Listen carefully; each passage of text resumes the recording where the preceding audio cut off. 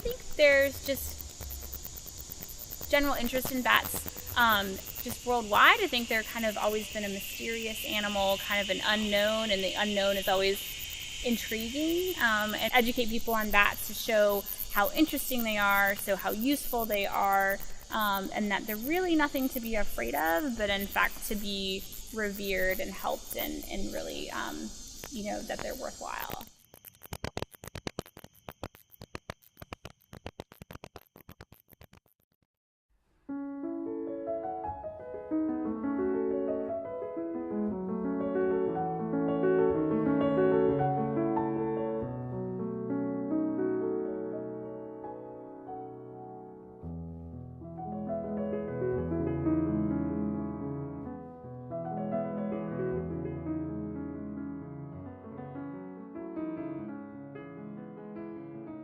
Arlington has always been a very well-educated community, and always been good stewards in the environment. So they realize the important role that bats play, this in eating different kinds of insects and so forth.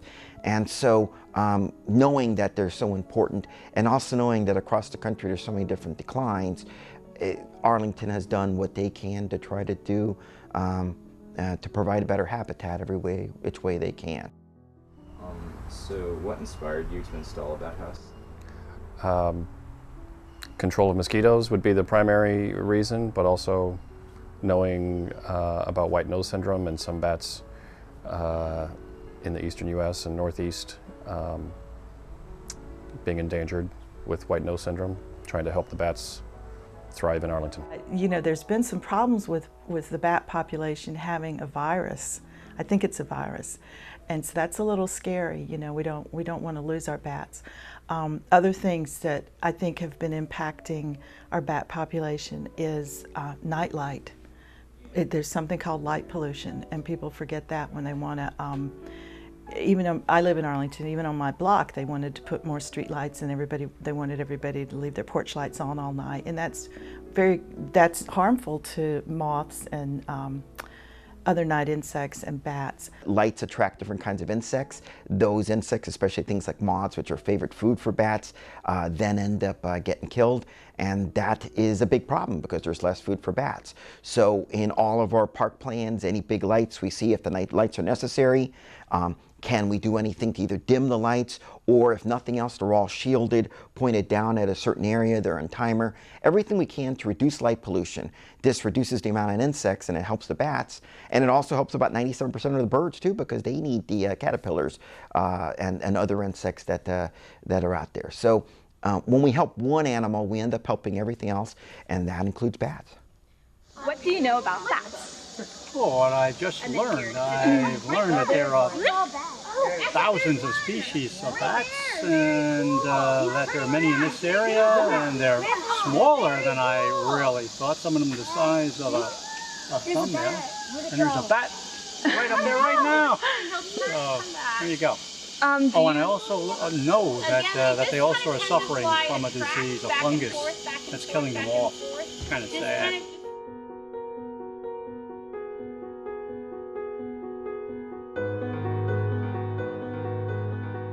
White nose syndrome is an invasive fungus. It somehow arrived in North America. We don't know how, but the first manifestation of it was in a cave in upstate New York in 2006. It grows on the bats while they're hibernating in caves. And that fungal growth, whether it's visible or not, does something to them physiologically. What happens is it starts sucking up the resource. It makes them thirsty.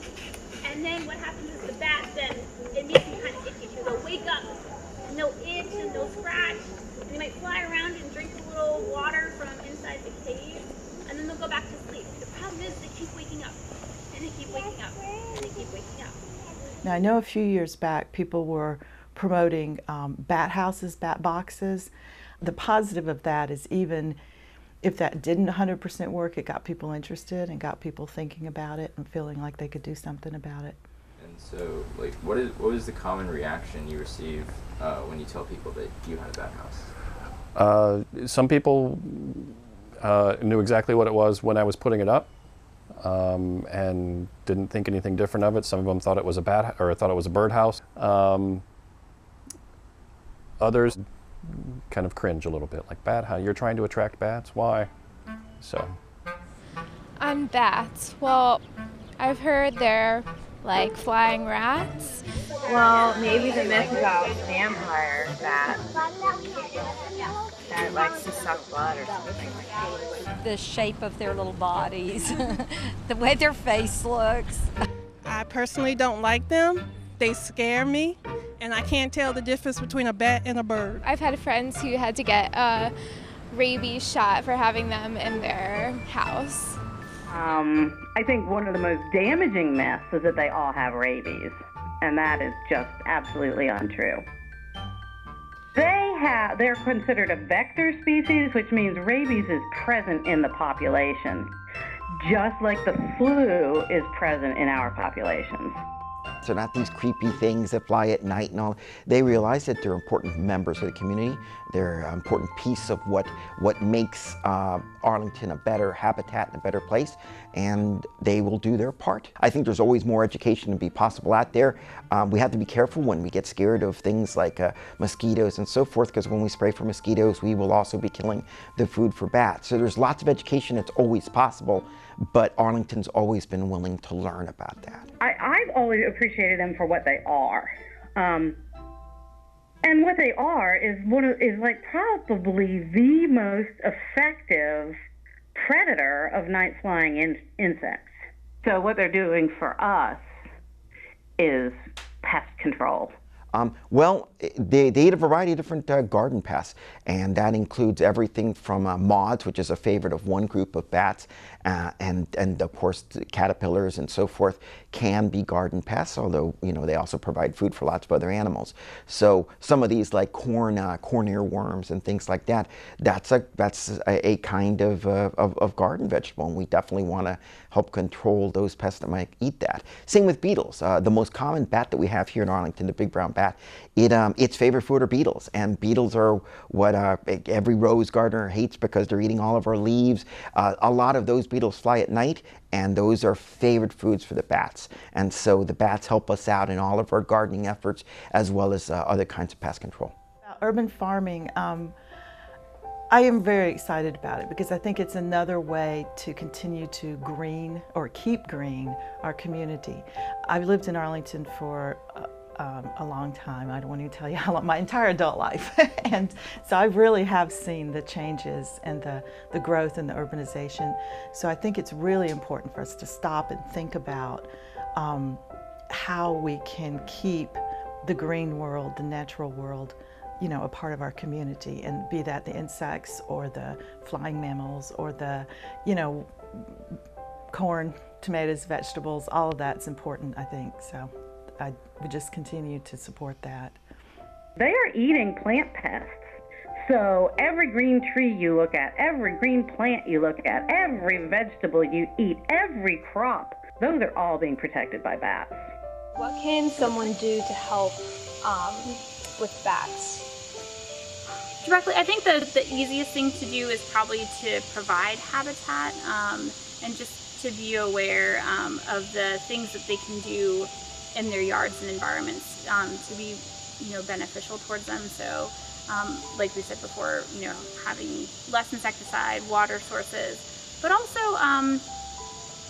in wildlife in general can be really beneficial. So even basic things like picking up, dog waste out of your yard and not leaving it there, picking up trash and not letting things run down the storm drain, because so much of our environment is affected by that, on a water level, which all things need to survive. So even having our waters be cleaner can be beneficial to everybody. In Arlington, we have the Arlington Regional Master Naturalist Program, and that's a program where you can get trained and certified. I know it's at least to the state level, and I'm not sure if it's a national organization, but we also have we have 2 county-run nature centers, Long Branch and Gulf Branch, and then we have a regional park, Potomac Overlook. And those 3 parks have organized volunteer groups, friends of, like I have Friends of Urban Ag. So all of those people are doing a tremendous amount of education and advocacy to support bats. So I would suggest that if you're interested in that, that's some ways that you could, get involved yourself.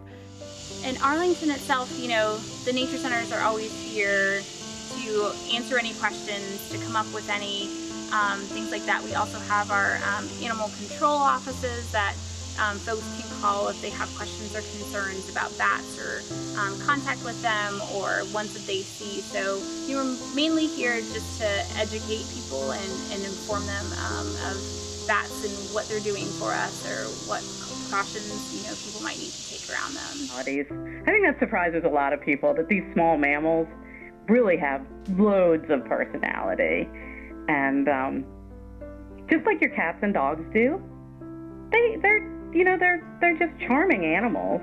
I mean, when you confront a wild one, all you're going to see is teeth and anger because it's trying to defend itself. But when you get to work with them closely and get to know them as individuals, they're really remarkable.